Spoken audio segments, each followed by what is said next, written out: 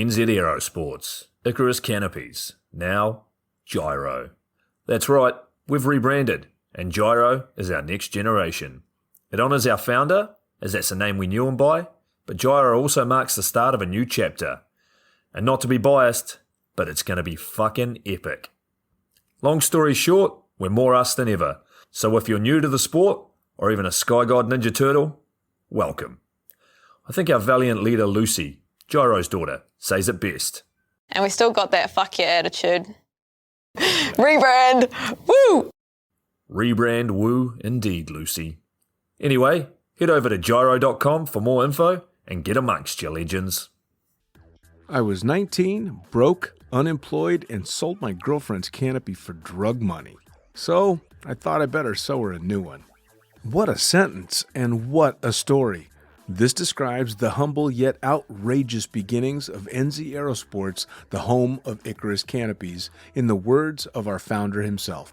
From getting a paratrooper toy from his mom, watching parachutes at the DZ as a 6-year-old, jumping off the wharf with a parachute made from bed sheets, doing his first jump at 16, sewing his first canopy on a borrowed machine at 19, and starting to sell parachutes out of a garage in 1986, Paul Gyro Martin had an undying love for the sky. Our company started with one man with the wildest of spirits and a true blue sky dream, a renegade. In the time that Gyro created and ran the Icarus Canopies brand until he passed away in 2017, he pushed everything he had to its limits. We miss him, and we always will. Gyro is the next generation of NZ Aerosports. It honors our founder, of course, because it was the name we all knew him by, but Gyro the rebrand also marks the start of a new chapter, our next jump. Gyro is the space between sound and silence, art and science, chaos and calm. Gyro is a state of epic tranquility that transcends understanding. That moment, in the door, in free fall, mid-swoop, where nothing but the present exists. A perfect balance of euphoria and thrill. Gyro captures our passion for flying and our commitment to designing break-the-fucking-rules canopies that deliver pilots pure, wild flight. Hey gang, so I got a new book out. It's called The Upside of Fear, and it's exactly what you think it's about. It's about the good side of, well, getting scared. In it, we talk not only about the science and biology behind fear, but the psychology as well. And it's not just coming from me, it's coming from some of the best in the sport. Omar Alhigelan, Jeff Provenzano, Maxine Tate, and so many more have contributed their sometimes terrifying stories to the book to help you overcome your fear. So head to the lunaticfringepodcast.com. You're going to find the link to the book there, as well as the other books. It's available in ebook, paperback, hardback, and audiobook right now. Coming straight from the cockpit, it's another episode of Lunatic Fringe with the fucking pilot.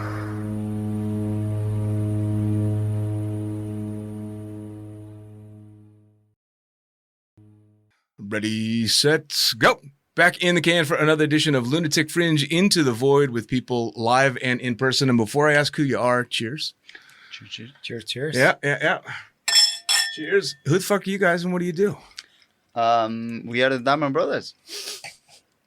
Darman Brothers. The Darmon Brothers. Yeah, we're skydivers from Argentina. Okay. We grew up in our skydiving family. My third generation. Third generation. My grandfather was a skydiver in 1956, 7, 8. Holy shit. Back when it was really dangerous. Yeah. He met our grandma in the airfield, flying gliders.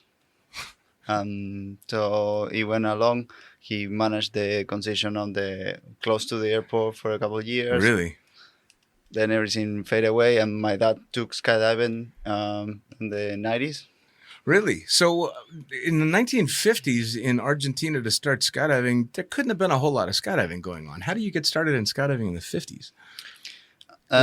It wasn't much going on at that time, I believe, but it was a civil skydiver. Okay. So he was actually on competitions and different stuff. Really? So it wasn't big, but it was big enough to have a show going on See, around. that's the shit that I look back though, and we're talking not that many years ago, really, in the big scheme of things. But this was back when it was an accomplishment if you like could touch somebody else in free fall.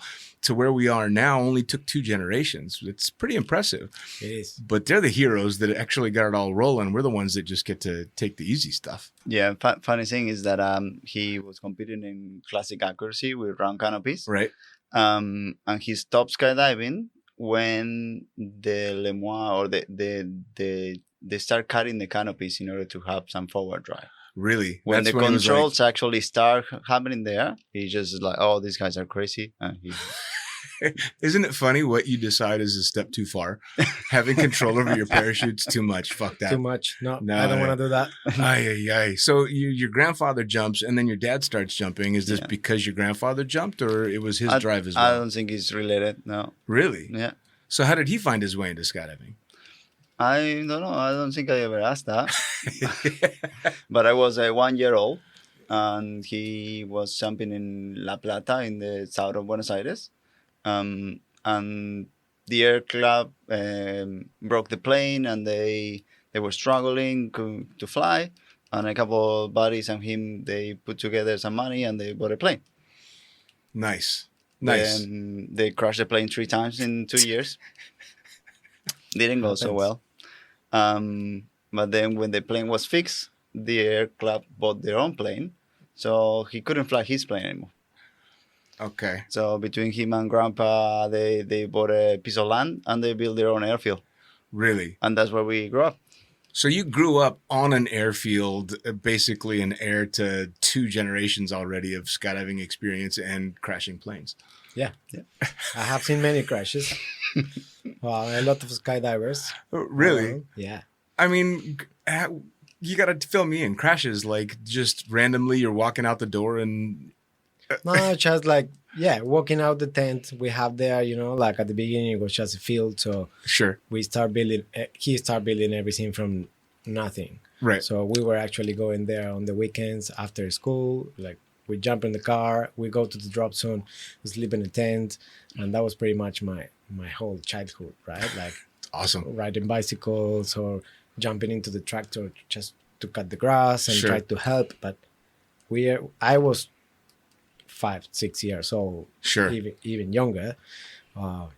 It was, I don't know, for me it was impressive. And then sometimes like, the plane crashed, the plane landed on the next field, we have to go pick up the plane and put it on a trailer and take it to... So this is just normal stuff. This is like I grow up and mom says dad got a flat tire. You got to go help him with the car. Except for this is a plane that's 2 fields over. Yeah. That's kind of cool. This is what we're talking about. We started in 1995 with the airfield. By the 2000s, there was a hang gliding school with aero towing that joins the airfield. Wow. So I was 12 and I was packing hang gliders, like just packing skydiving gear. Just like the pilots called me ahead and I just set up, gear check, flavors in hanging there. They arrive, they just jump in and then fly. And at 12 years old, you're doing this? Yes. Jesus. So at 13 years old, I was flying by myself. Really? See, that's incredible too. That's something you'd never be able to get away with in the States. But to be able to do that, especially on your own airfield, how cool is that? No, it's incredible. So for me, I can say that was my best childhood. Like I cannot imagine something different. Like, now, but you guys are like going to school and doing all regular stuff the kids do as well. Yeah. What did the other kids think of the shit that you guys got to do? that we're crazy. Really? They thought you were crazy? Yeah. I would have thought that you were the coolest kids ever. Well, that's what the geography teacher said when I brought pictures back from flying in the mountains in the center of the country. I mean, she loved it, but to the other guys, we were the weirdos, like, well, you guys should go play football.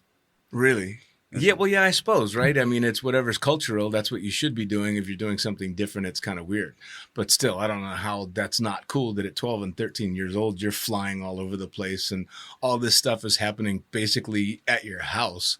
I would have been straight to your house after school every day just to see what the fuck was going to happen.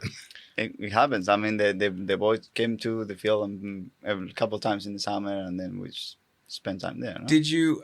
I mean, I'd imagine you go. You've got stories to tell, so you go hang out with the kids later in the week because something cool happened over the weekend. Did they ever just call bullshit and say, "No, we don't believe anything you're telling me"?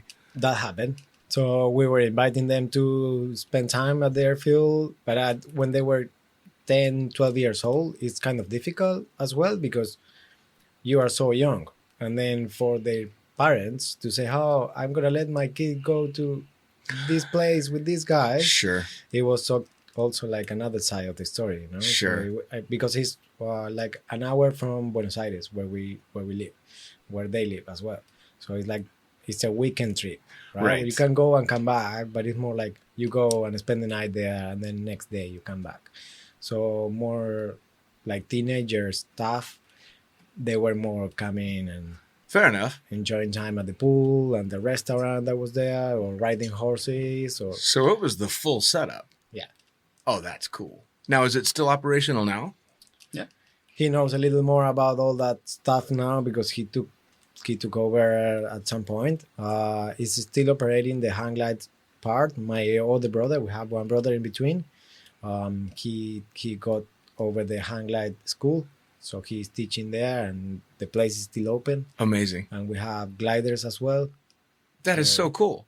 I can imagine, especially if the operation was nowhere near where the people you're telling these stories to can go see for themselves, that probably half of them didn't believe you.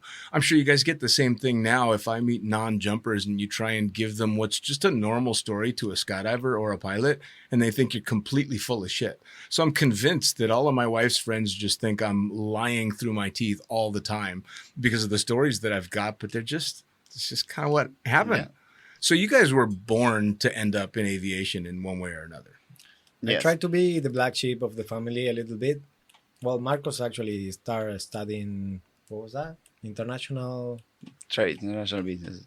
Okay. And then I tried to study medicine because of the same, like Sure. everybody was skydiving and flying. And I was like, I want to spend more time with my mom. And I start playing football and rugby. And then I wasn't going to the drops on every weekend. And then I was like, I'm not going to do this. And then one day, second year of medicine, I decided to go visit Marcos. He was living far away. And I did my first tandem with him. He was my instructor. Really? So next month, I was like, yeah, bro, I have to do it on my own. So You fought it as long as you could. yeah. AFF took 5 champs, Really? that he was born for that. Oh, that's so cool. I mean, it's kind of one of those things, right? You grow up and most kids want to like push away from whatever is normal in the family. For me, I pushed away against golf because that's what dad liked, but it's hard for a skydiver to wrap their head around not wanting to go out and jump as a kid, but it makes complete sense. But you did one jump and you were hooked. Yeah. However, my other brother, Lionel, and we have a sister too, Natasha, he doesn't skydive. Really? Yeah. No desire? No desire. He did the third tandem after, all this life. Not that long ago. He did jump with you and I did video. What's that? Yeah. Yeah. We jumped together. Fair enough. I mean, as we know, skydiving's not for everybody. Sometimes people are just like, eh. But he's a hang gliding instructor and he just flew 300 Ks in Oh, okay. 6 hours flying. He's just, and his own flying style. Sure. So he's got his own little aviation thing going on. It's just not skydiving. Now, when did you start jumping? Because you were already flying at such a young age. But when did the whole free fall and jumping come? Well, apparently I forgot to ask my mom about if I could fly. So she got pissed off and didn't let me skydive until I was 18. So I was packing. We were going together to packing events all around South America, but I couldn't jump. She didn't let me jump. Wow. So when I turned 18, I did 3 tandems in the same day. Just the next weekend, I started doing assisted free fall because it was an AFF approved in the country, and then we start from there. Nice. Now, well, I was going to ask what your mom thought of it, because I mean, obviously, if your dad and his dad had done all this, she knew what she was getting into when she married your dad. But did she know what was coming with the kids?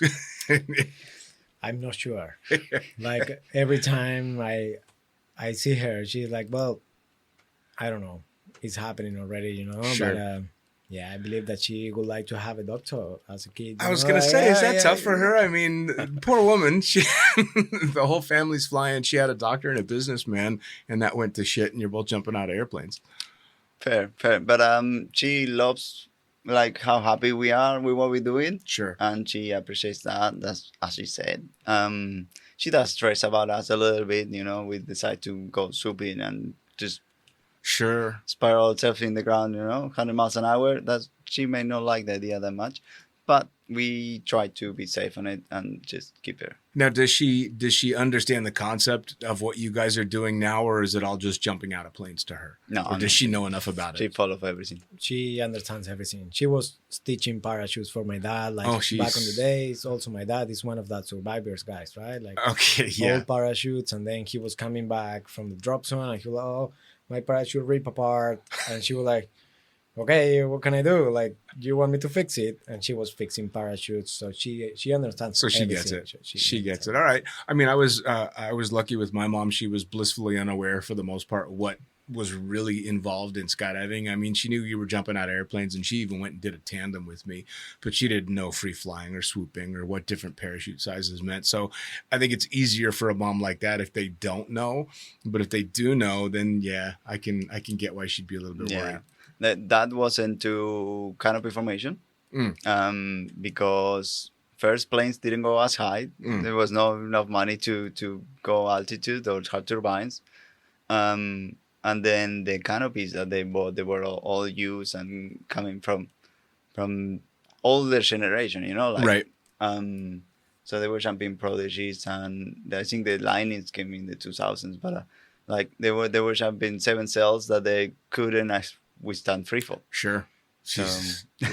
Well, but how weird? How weird is that though? They were jumping 7 cells that couldn't handle free fall, and now you guys are jumping canopies that are the competition canopies that you shouldn't take into free fall. fair point. Kind of full circle right there.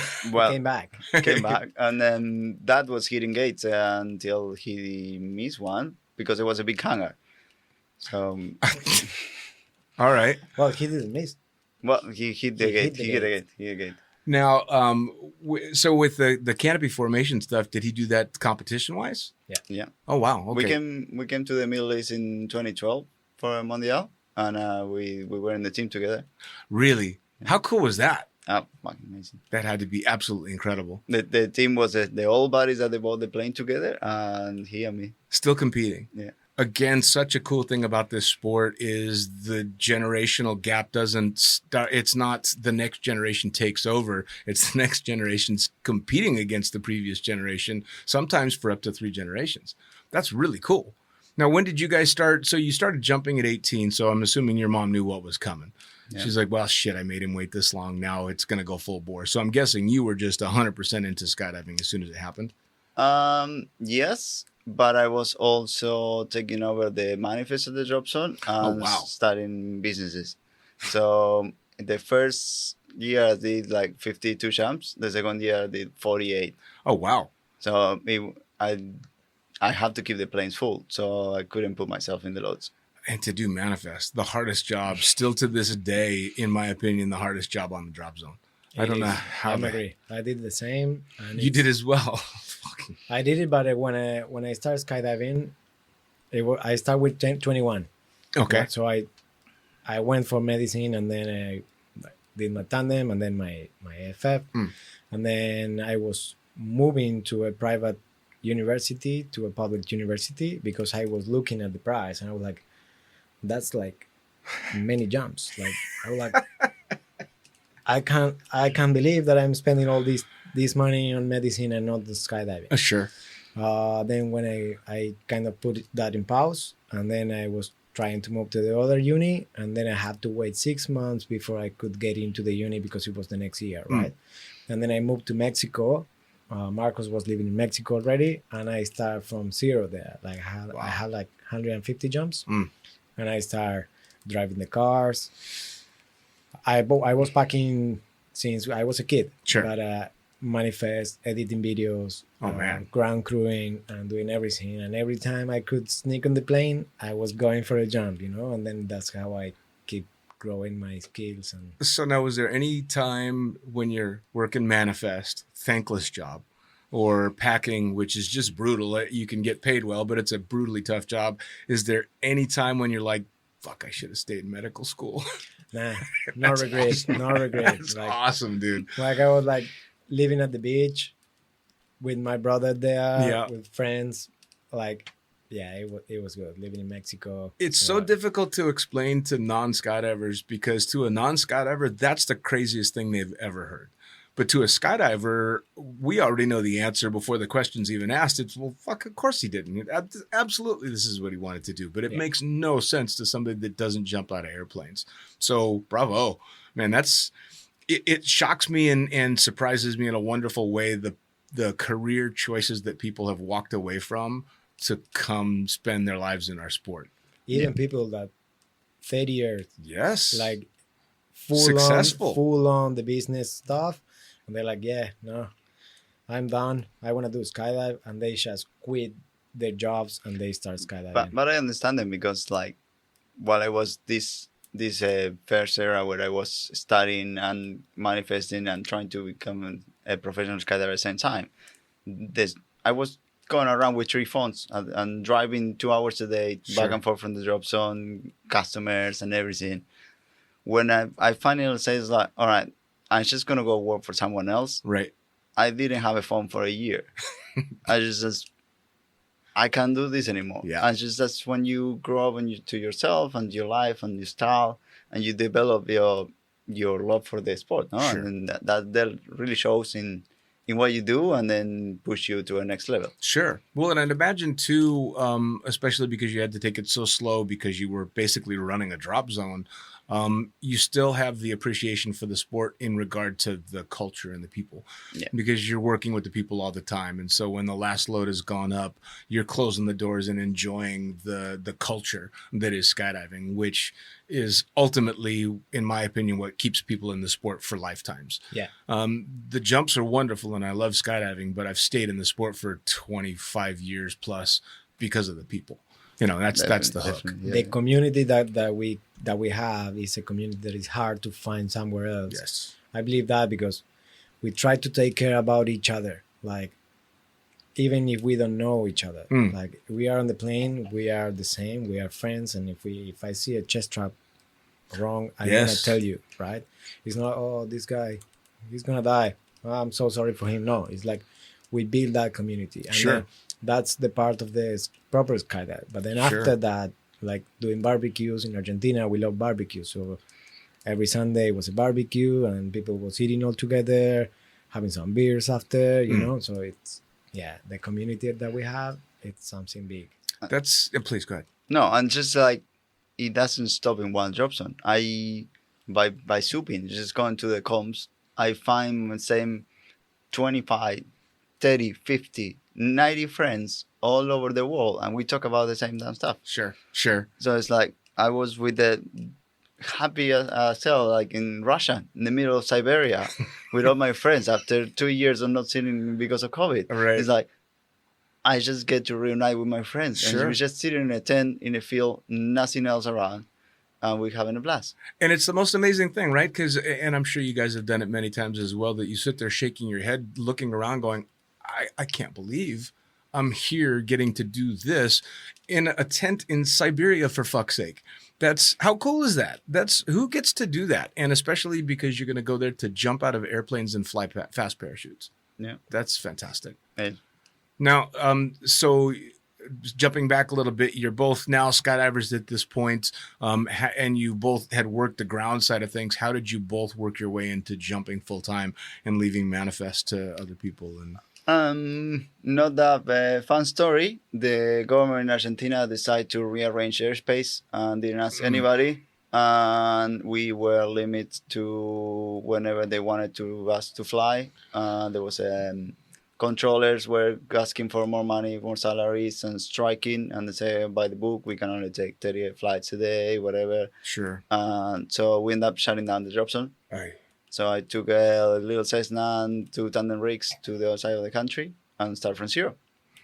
Wow. I spent in the west side of Argentina, desert, kind of Arizona looking style, but a 4 biggest city in like tourism. Okay. So slow, but now without the family, without my father, without any other support. I start like, all right, more like contract with the airport, contract with this, fuel, etc. When all that was running, I was hiring people to do the tandems and the cameras. Sure. And at some point, there was not enough to bring people. Sure. So I just had to put everything on hold, go get my tandem rating, go do my FF, came back and just ran the whole place. So you're literally manifesting, getting on the plane with the guy you just manifest. Oh, And that night answering all the emails and everything. So it was intense, but it was like a jump start for my career. sure. No, like it was 4 years full training. I know every part of skydiving, and then that's when I decided, okay, with this CV now, where can I go? Right. And send a couple of emails, and it's like, okay, Mexico, here we go. Nice. Nice. Well, so I got to ask, because it's from the family drop zone to then starting up your own operation, you just basically painted a perfect recipe for burnout. I'd say 75, 80% of people that tried to do what you did back to back would not last. How the fuck did you keep the desire going? Because, man, that's a lot to take on, especially as a young guy. Skydiving. Skydiving is just different. I will say that it's something different. And in the other side, I believe that competitions, pushing our limits to be better and keep going, try to do 1 more meter, try to half second faster. Sure. That push your own limits. Sure. So I believe that that's one of the reasons why we keep doing this. Man, I mean, that's hardcore to do everything that you've done and still have the desire and the drive to do it. Just being competitive. I like to be in the best in what I do. So, Sure. like, if I want to manage drop zone, I want to be the best one at it. Sure. And if I want to be a tandem instructor, I'm sure those 100 checks will look good. Sure. But growing into it to me was a great feeling to teach people. Sure. And just like the community, the realization of like someone coming back and just like talking to me like, hey, I just did my course rating and like I'm using the same things you teach me and I just want to give it a little notch and go farther like that, it's like just growing with all the people around me is amazing. And Sure. one of those people was Franco. Which is awesome. So it's like he had a really quick canopy progression because I was a canopy freak and I wanted to know everything about it. Sure. And I pushed him to go that way, And then before I realized we were doing 2 ways with peregrines in the beach, like How crazy is that? That's awesome. Well, now, so he went to Mexico first. He went to Mexico. And so when you went to Mexico to join him, had you earned ratings by then, or did you go out there just to? I went there with 150 jumps. He did the hard part. Like he was the one working hard. Right. He was already doing tandems and like making money, and I was there just for the salary, driving, as I say, packing whenever they need, and doing hard stuff, but not so hard, Sure. because I have a salary that was supporting me. I was this money sure this month. Sure. Right. And then after 6 months working there, I did another 150 jumps, 170 jumps. And then I went back to Argentina, tried to build my place and moved to my girlfriend on that time. Mm-hmm. And then after 6 months, I did only 3-4 jumps. Ay. So it was like, well, this is not working. So I sold my car. Like the car that was sitting there for 6 months. I sold my car. I went to US, jump. I meet Marcos there. I was following him in different competitions. And then I did my tandem riding. I started working at the drop zone in Puerto Vallarta in Mexico. And then from there, I was making money to pay more skydiving. Sure. Now, where in the U.S. were you jumping? Uh, Kind of bounced around? Yeah, we bounced went around. in Old Florida and then North Carolina, Paracold. Yeah, we were up in the north, close to New York, but we didn't jump there. We just Pennsylvania. Okay. All Yeah, right. we went traveling. Very cool. Yeah. And so by this time you're competing. Yes, Nice. Now, did you know canopies were the way you wanted to go early on? because I learned to fly hang gliders so early. Sure. The performance part of it and the technology they have in hang gliders, it was something that I couldn't believe we weren't using that in parachutes. Sure. And I just wanted to have the landing field on a hang glider. If you've never seen a hang glider land, it's just like an intermediate, like student glider will support 50, 60 meters. Sure. So if you fly in a high performance wing, you will sup 150 meters, do a 180 and come back, Sure. and then you flare and land. So it's like, well, I want that in my parachute. Right. At some point, I applied some trikes, some hang gliders with an engine, and I was just going up to 2,000 feet, turn off the engine, and just like spiral down and just soup the ultralight. Sure. So I don't know. It was kind of natural for me. Like the side picture was there, and I just got to a 120 and started doing 270s. No, there was no instructions there. There was like the fastest canopy pilot in the country at the moment was a below 111. Okay. And it's just like because I grew up with the canopy formation. My dad was in those first 2 years. I already competed in canopy formation with my dad. Okay. So the control, the inputs, the harness, just that was natural for me. So there was no question, and there wasn't anyone that would coach me. So I just went for it, and I started with the poor technique, weird stuff, and then survived that. Sure. Crash after jumping a 170 and then a 120 and then 170, 120. Make the Right. mistakes. Right. I was coaching him. When I had like 70 jumps, we went to Brazil, Boituva. He went for a competition. I was like just cheering him, like I was a baby on the skydive. But I was sitting on the ground, looking at the people jumping peregrines and high performance wings. Sure. He was with the JBX. And he was asking me, hey, what am I doing wrong? Why this guy is doing way better than me? Right. And I was just looking, trying to figure it out what the other guy was doing. And I was like, yeah, this guy was way farther back. Well, this was way closer. So try to do this. Like he hold the front for that many seconds. Wow.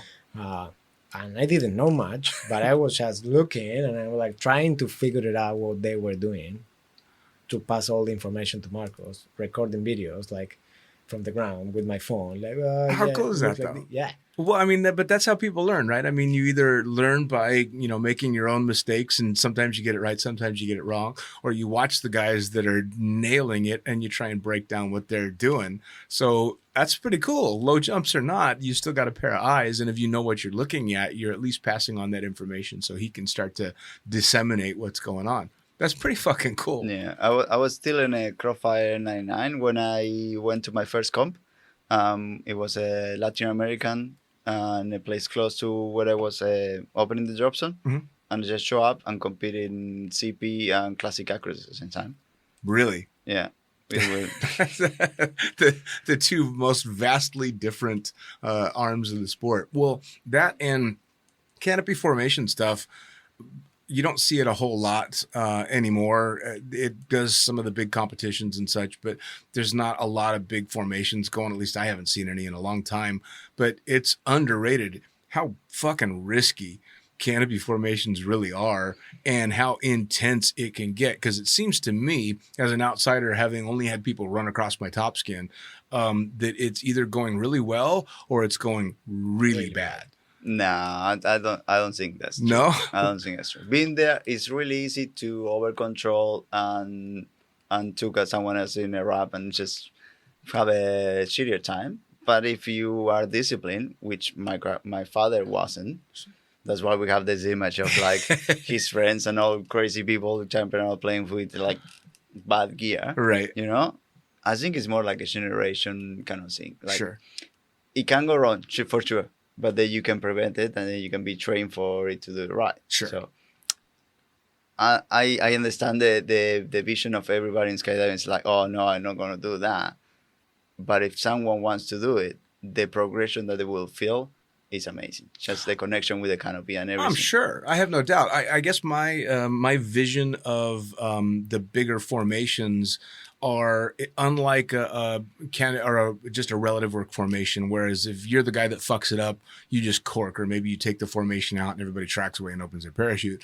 But there's something rather unnerving about the idea of being at the top of a stack, knowing that that guy way down there, if he fucks something up, it could chain react all the way to me, and shit's going to get nasty quick. It just, especially if you're in the middle, I see these massive diamond formations, and I look straight at the center and go, that guy has got balls this big. Because I believe it. there's no way out. He's there. We gotta get you there. Oh, no. We gotta get you there. I just got my hands in a couple of canopies the other day, so we gotta get you there. Luckily, I have an excuse. I got at least a year on the ground. So, sure, absolutely. I'll say, you bet. Awesome. Let's talk next year then. I believe that there is a lot of people that wanted to really do it, but they know nothing about that. Sure. So they are these couple of freaks doing all that stuff, and it's so much fun. I'm sure. Yeah. Well, I mean, the planning that goes into it, the teamwork that goes into it, and then even the communication that can go into it while it's happening has got to be a blast. And it looks like it could be fairly intense too. It is. Four-way rotations, the most intense skydive I've ever done. Really? Just like going so aggressive under your canopy, just trying to dive those 30 meters to get to the other guys, like boom, boom, boom, boom, and just going for hitting the other guy. Right? And I've watched it on video, and you're like, this is absolute insanity, because it looks like it's a controlled crash every single time. It's bam.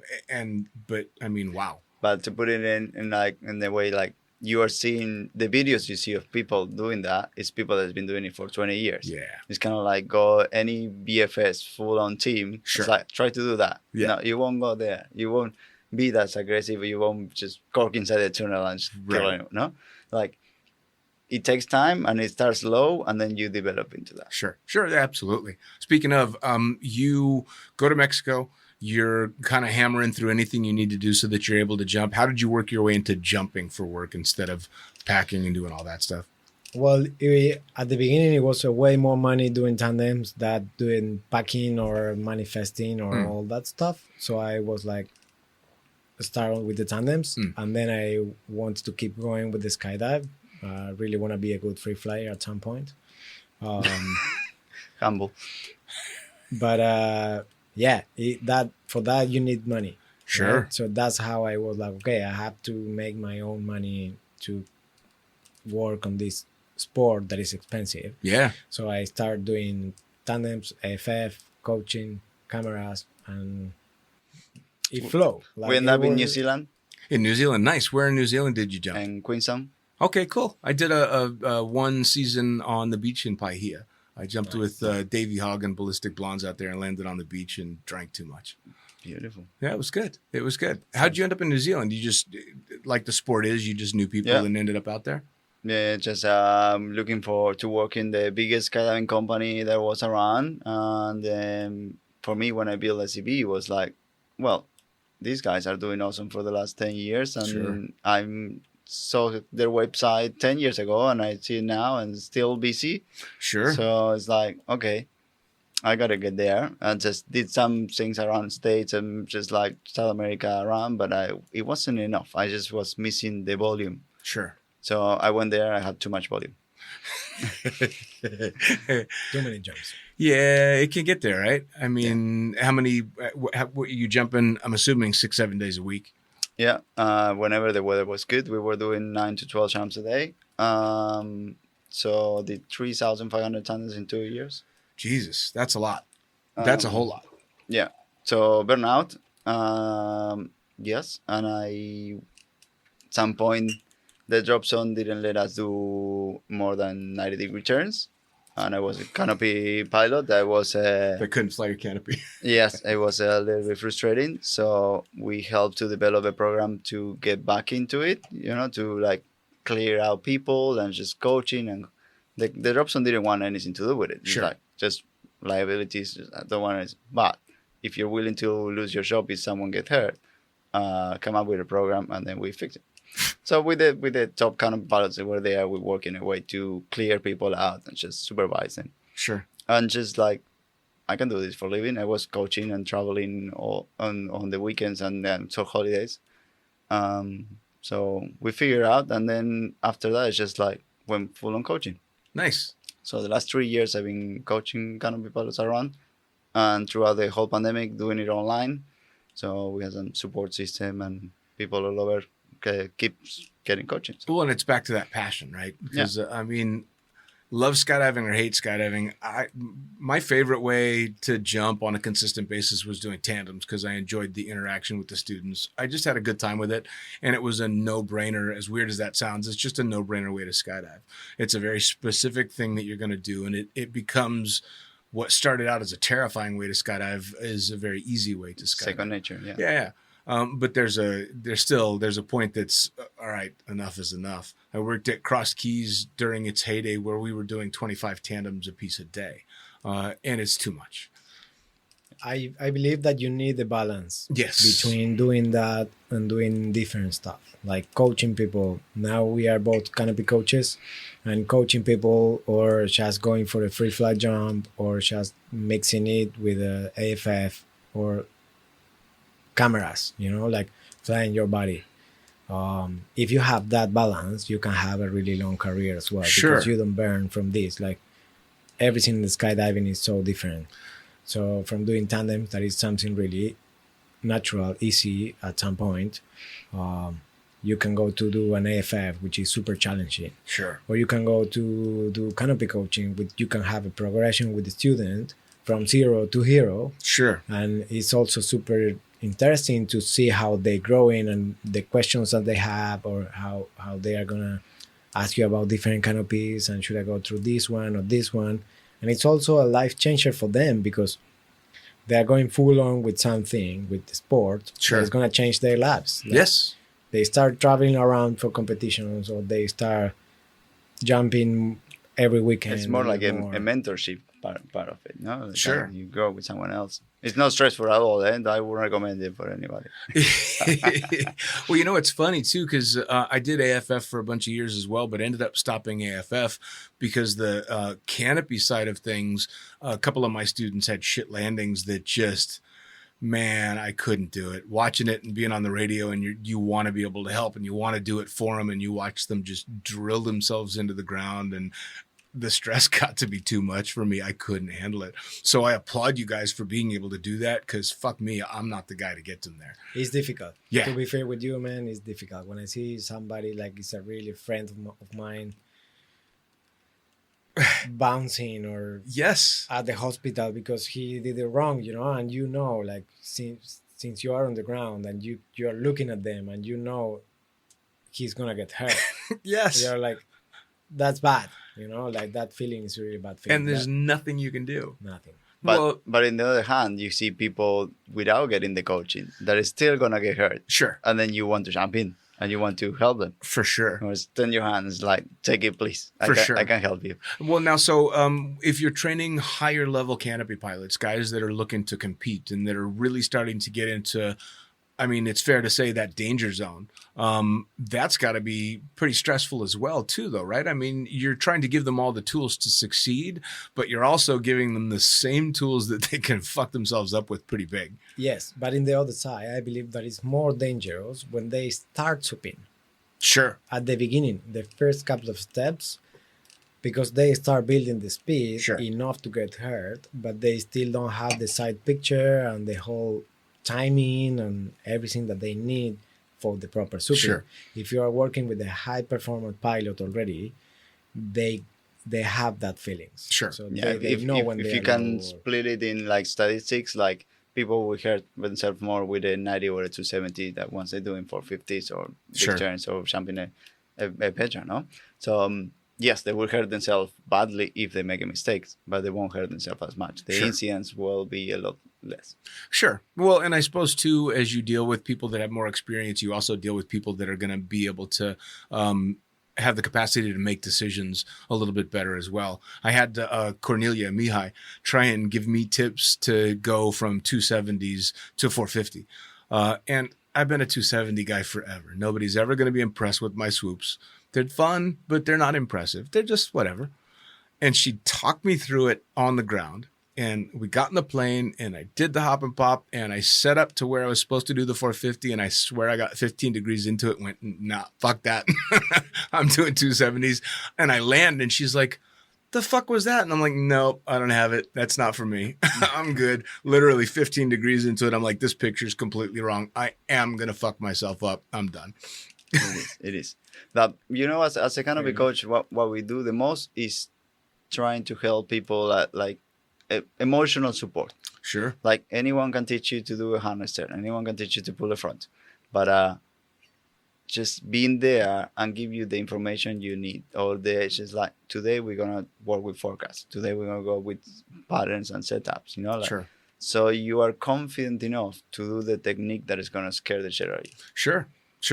Well, and I think a lot of being a good student for guys like you too is also being willing to learn from other people's mistakes, right? That's the biggest thing. Skydiving is not a sport where you want to learn from your own mistakes if you can avoid it.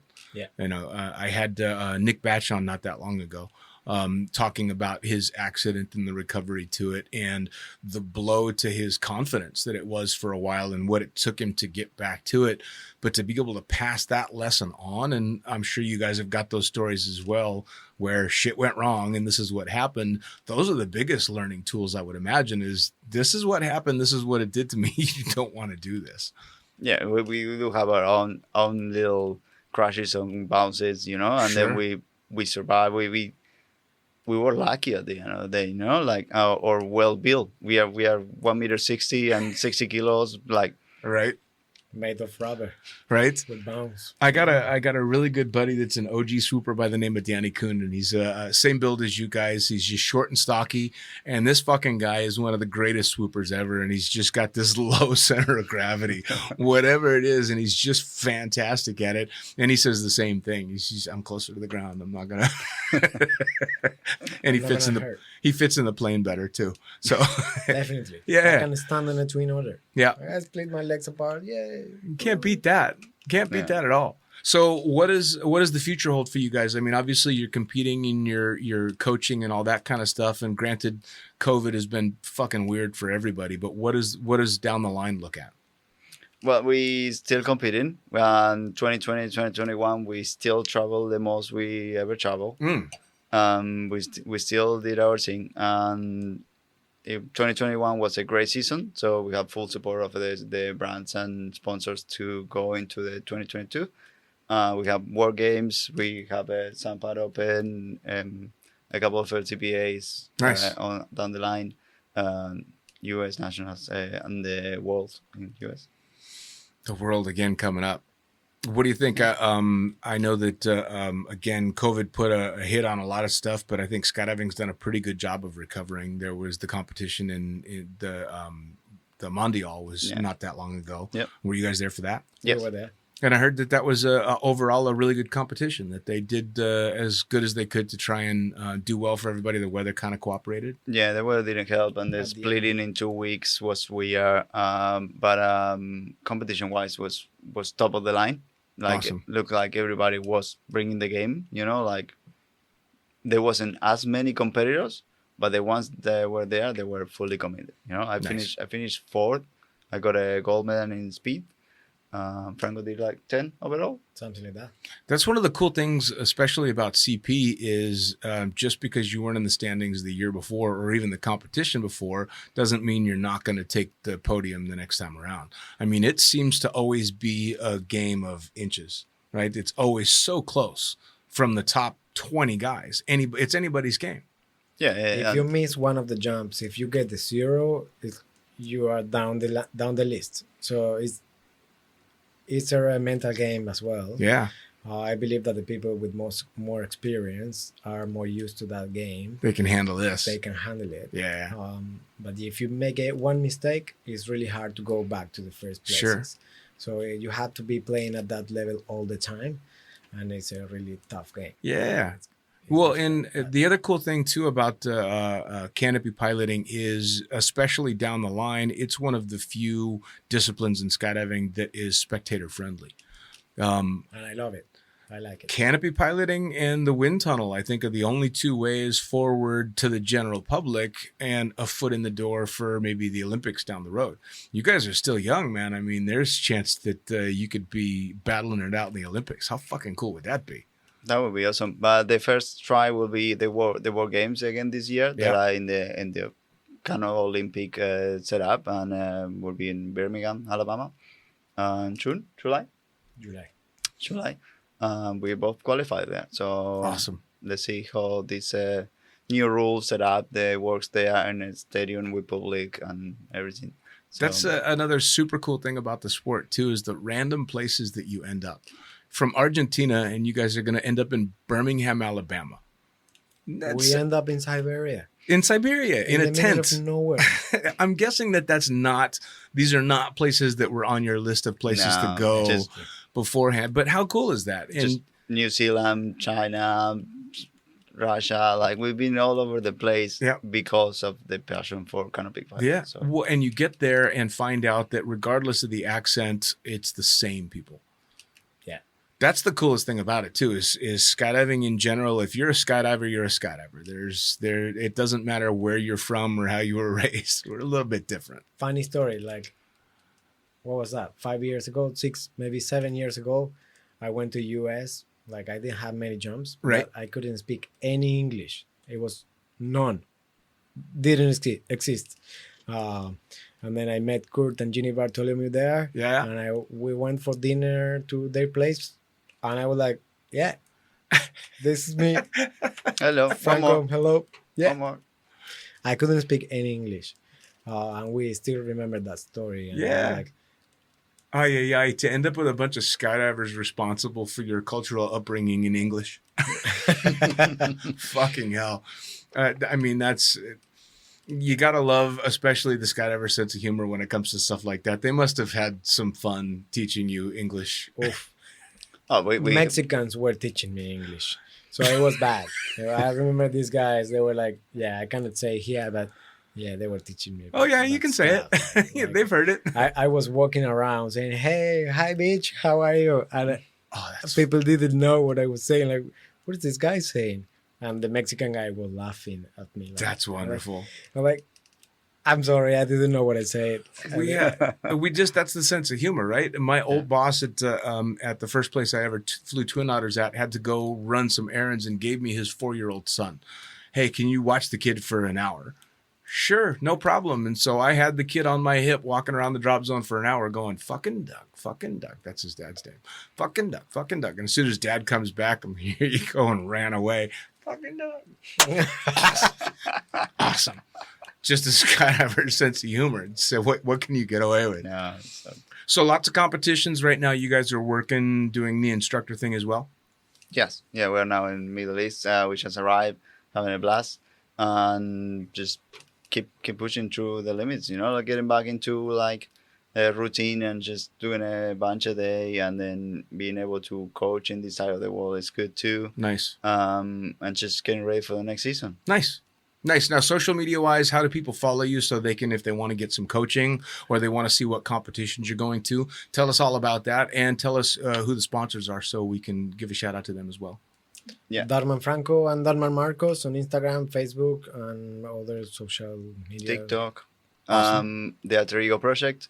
We work with Kuranjini and Alex in the school Awesome. too. Darman Brothers is another place where they can find us. And The Darmon Brothers. I love that. yeah, it's good. Yeah. There's a funny story about that. but Please, maybe please. for another day. No, but, we were competing with my dad and doing some demos on canopy formation, and one of the speakers on one of the events, they just start going with like the Darman Brothers, because my dad is now just about to turn 60, and I was 18, so we were just jumping together, but just people keep figure out as like which one is the oldest. Your dad must have loved that. Yeah, he loved it. He's a charm. And then just the speaker just went with Darman Brothers, and he stayed there. And one day it was in New Zealand, and one friend just like, hey, I get you a logo. And they just build a brand, and it's like, How cool is that? it's good. Oh, why not? Yeah, I got accidentally nicknamed Princess 25 years ago, and to this fucking day hence the crown on top of my microphone and shit Yeah. like that. Yeah. It takes a real man to get nicknamed fucking princess.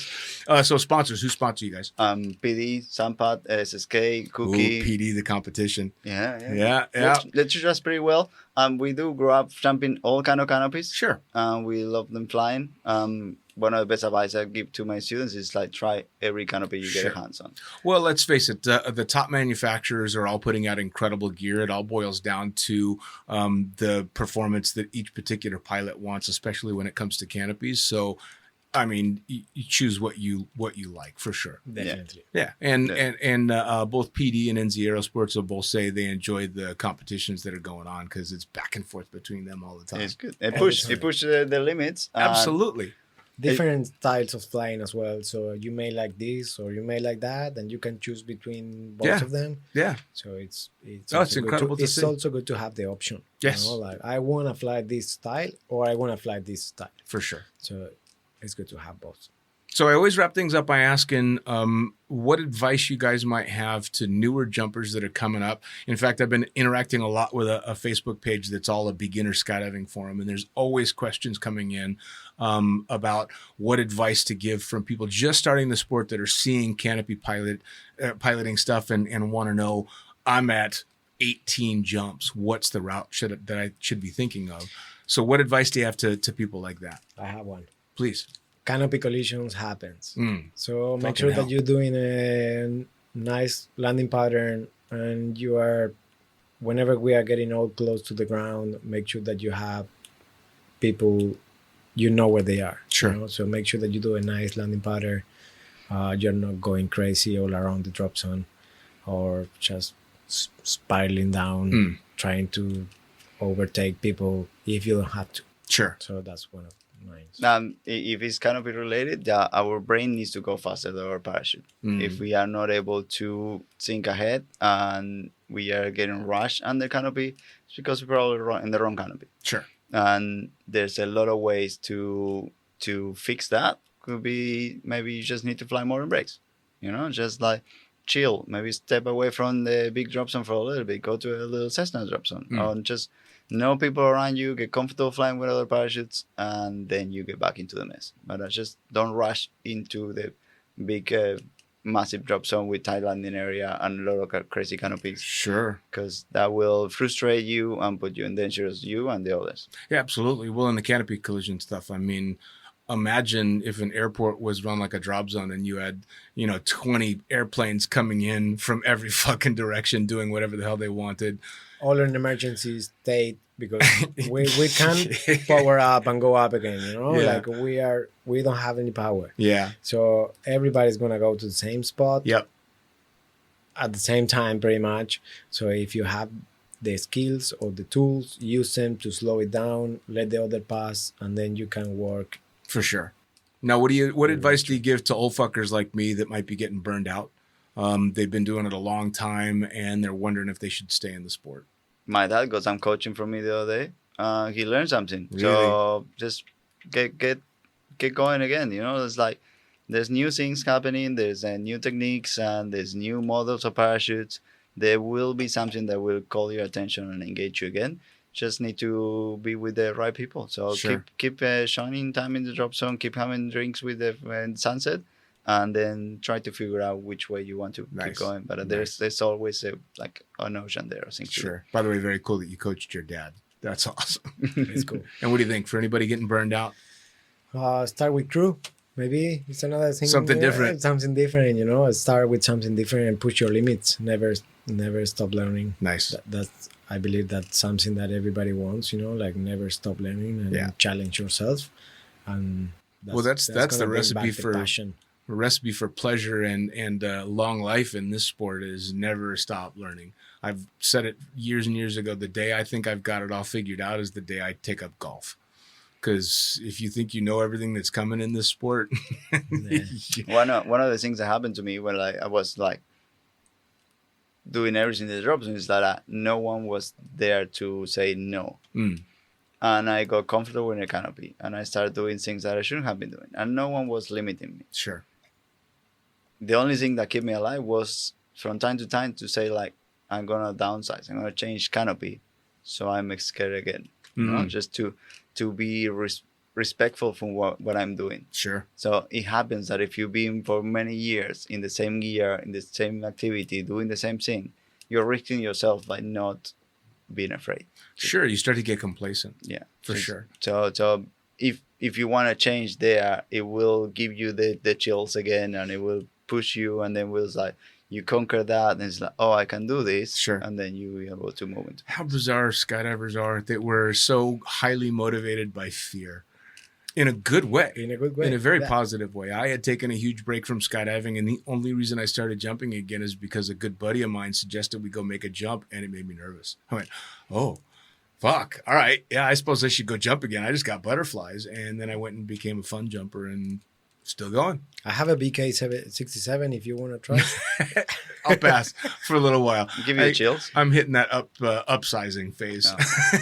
Gentlemen, cheers to this. Thank you so you much very for much. taking the time. Very cool. Everybody needs to check you guys out. Follow for coaching, follow for competitions, all that stuff. Guys, thanks so much. Thank Thank you. you. See you next time. See you next time. Bye.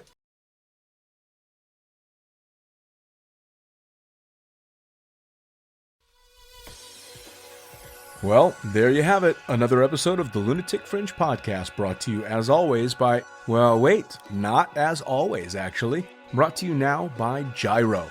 Formerly known as NZ Aerosports, you'll head to gyro.com for their next level line of canopies.